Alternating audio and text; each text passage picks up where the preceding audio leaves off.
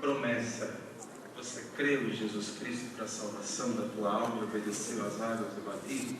Então você tem a promessa. Você tem a promessa.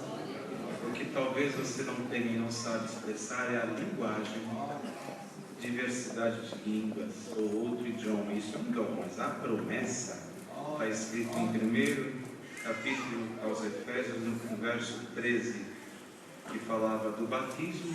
Quem ouviu a palavra e obedeceu ao batismo, tendo também nele crido, que é Jesus Cristo, fostes selados com o Espírito Santo da promessa. Então a promessa todos têm. Ou isso aqui não é verdadeiro. A palavra é nossa guia. A promessa você tem. E mais do que isso, no capítulo 4, no verso 30, diz: no qual estáis selados para o dia da redenção. Que selo é esse? Selo da promessa. Glória a Deus. Então essa forma de dizer eu não tenho a promessa, aprenda hoje. Você tem a promessa. Talvez você não tenha línguas, que pode hoje Deus dispensar aqui, mas a promessa você tem. O que é a promessa? No verso 14 vem dizendo: o qual é o penhor da nossa herança para a redenção da possessão de Deus, para o louvor da sua glória. Aqui tem duas coisas muito importantes entendermos. O primeiro é o qual é o penhor da nossa herança. Qual é a nossa herança? A vida eterna. Vida eterna. Penhor da nossa herança. O que é penhor? É uma garantia que você dá quando você recebe um empréstimo de alguma coisa. Quando é que esse penhor desceu do céu? Quando Cristo veio ao mundo, anunciou a sua salvação, vida eterna, reino nos céus, e todos que criam sendo batizados seriam salvos. De repente, aquele que pregou tudo isso apareceria morto na cruz, ressuscitou, aí volta para o céu. Com ele havia milagres. Ele foi para o céu. E agora? O que será de nós sem o Senhor? Então ele disse: vou para os céus, vou para o Pai, mas não vos deixarei órfãos. De lá vos enviarei o Espírito Santo, Senhor. Espírito Santo que vos guiará em toda a verdade. Até quando? Até que eu volte. Quer dizer, ele vai ser o sinal que eu não vou esquecer de vocês, porque ele não é da terra, ele é do céu.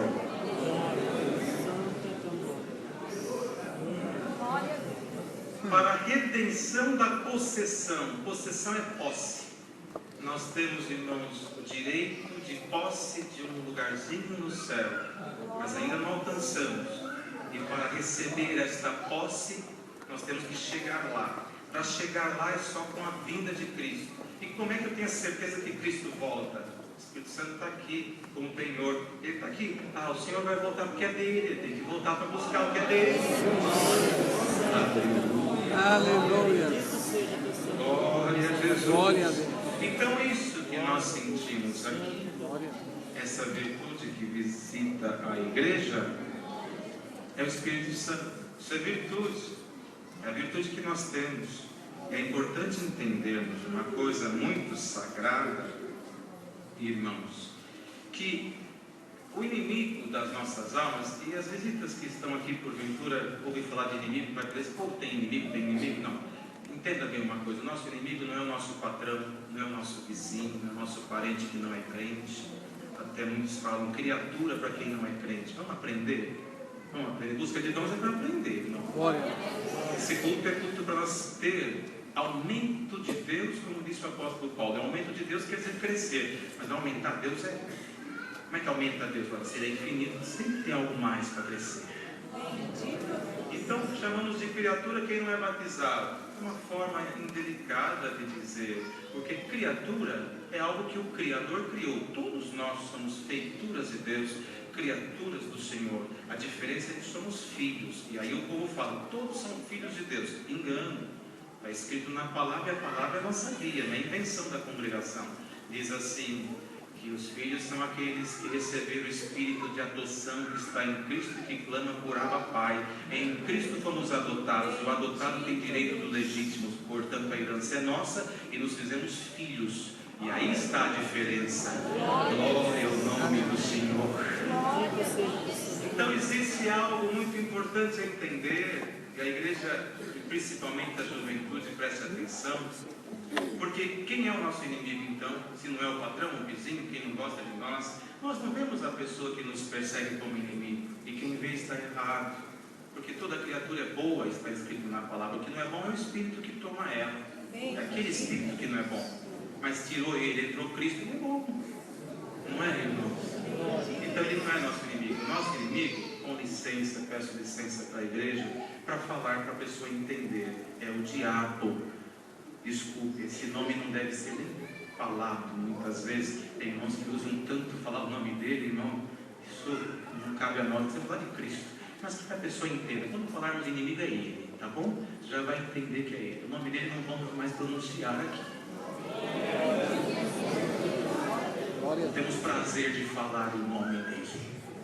Então, o inimigo, ele vivia no céu, vivia entre pedras preciosas, e ele, quando foi criado, criou-se o som dos pífaros, dos tambores. Por isso que ele não gosta do músico, porque o som o remete ao seu nascimento e o faz lembrar da glória que ele tinha sobre ele. E ele, no céu, tem 3 pessoas que são santíssimas: o Pai, o Filho e o Espírito Santo. São 3 na Santíssima Trindade. A congregação segue a Bíblia como nela contemos ainda a palavra de Deus, e cremos na inteira Bíblia. E pela Bíblia, a palavra que nos deu o Senhor, nós cremos na Trindade, que é o Pai, o Filho e o Espírito Santo. E o nosso inimigo, que morava no céu e habitava lá, era príncipe ungido de Deus, ele desejou o trono de Deus. Ele quis sentar no trono de Deus. E Deus não divide a glória dele com ninguém. Então houve uma batalha no céu, muito forte. E ele perdeu essa batalha.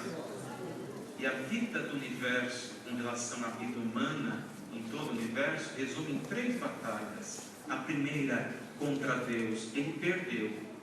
E foi expulso do céu, está escrito em Apocalipse. Alegrai-vos aos céus, porque aquele que perseguia já foi expulso. Ai dos moradores da terra, porque ele foi até vós e perseguirá a semente do Senhor. Então ele foi expulso, perdeu a primeira, que é contra o Pai.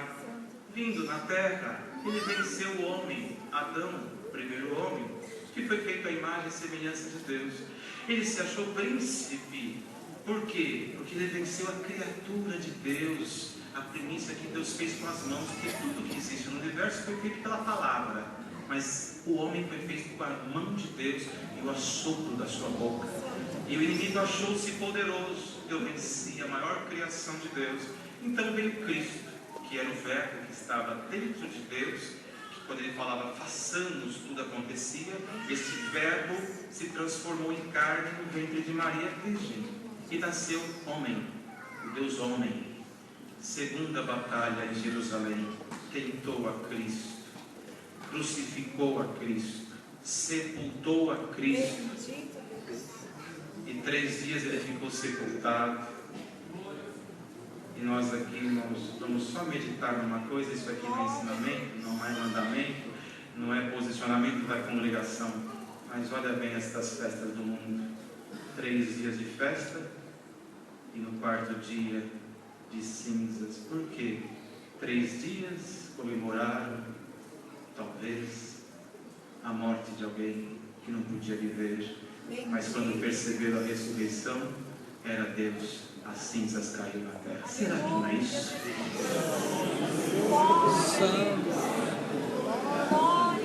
Segunda grande batalha, perdeu para o Filho, porque ele ressuscitou, venceu a morte, venceu o inferno e voltou para o Pai. Está lá.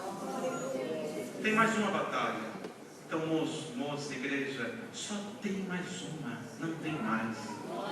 Contra quem? Contra o Espírito Santo de Deus. Só que essa é mais difícil. Mais difícil. Porque Deus é um. Jesus Cristo estava aqui como homem. Ele perdeu para Deus Pai, divindade, para Deus Filho, carne. E agora ele quer lutar contra o Espírito Santo. Como é que ele luta contra o Espírito Santo? Se o Espírito Santo não se pega, não é uma matéria Quem é o Espírito Santo então? O Espírito Santo formou o corpo da igreja, então você é parte dele. Então ele está tentando vencer o Espírito Santo, mas como é que ele consegue? Ele está numa comunhão pura, ele vai tentar outro lá fora. Quando ele vai tentar aqui, nós oramos para ele, ele sai, ele volta aqui. Quando vai tentar o irmão que deu glória, outro dá aleluia, ele volta aqui, outro fala em língua, ele vai lá e consegue, ele está perdido.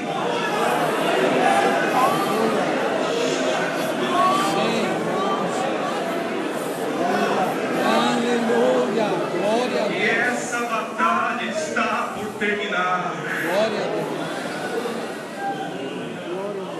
Glória a Deus. Quando esta terceira batalha acabar, não tem mais com quem lutar, está derrotado pela eternidade. Seja santo para vencê-lo, no nome de Jesus. Glória ao nome de Deus. E aí entra a palavra. Como é que ele vai vencer o Espírito Santo? Se está dividido com tantos pedacinhos. Mas então a igreja está dividida? Engano seu. O corpo de Cristo é um só.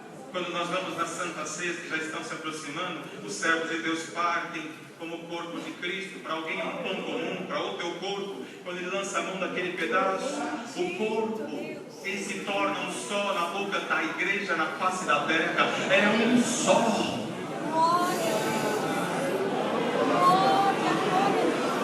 Aleluia. Glória ao nome de Jesus. Glória a Deus. Então cumpre a palavra, numa outra parte está escrito aqui: subindo ao alto, levou o cativeiro e deu dons aos homens. Deu dons aos homens. Ele mesmo deu uns para apóstolos, outros para profetas, outros para evangelistas e outros para pastores e doutores, e assim por diante. E o que é dom? O que é dom? Aqui está o problema, que muitos não entendem. Eu tenho que falar novas línguas. Irmão, eu tenho uma carta para mandar para Bauru. Eu vou no correio amanhã e posto ela é selada, ela vai para a central de triagem, passa por tantos processos e chega lá em Bauru onde eu tenho que mandar a carta. Chega, está o selo do correio, o carimbo da máquina chanceladora e o destinatário abre e recebe a notícia. Mas hoje tem tantos de Bauru aqui que eu conheço e confio, eu pego a mesma carta, entrego nas mãos e digo: leva esta carta naquele endereço em mãos, eu confio em você. Essa carta vai chegar no mesmo lugar, só que sem selo, mas chega lá.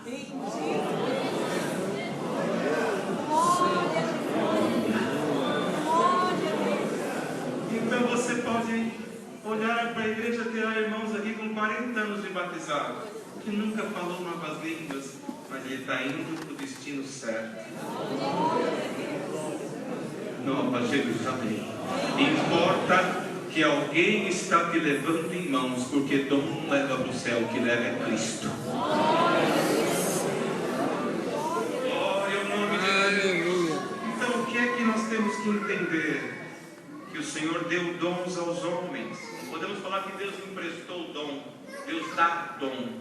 E aqui está um mistério muito lindo. Que boa comunhão da igreja. Não perdamos a comunhão. Igreja, vigie na comunhão para que o Senhor possa abrir agora um pouco mais dos seus mistérios.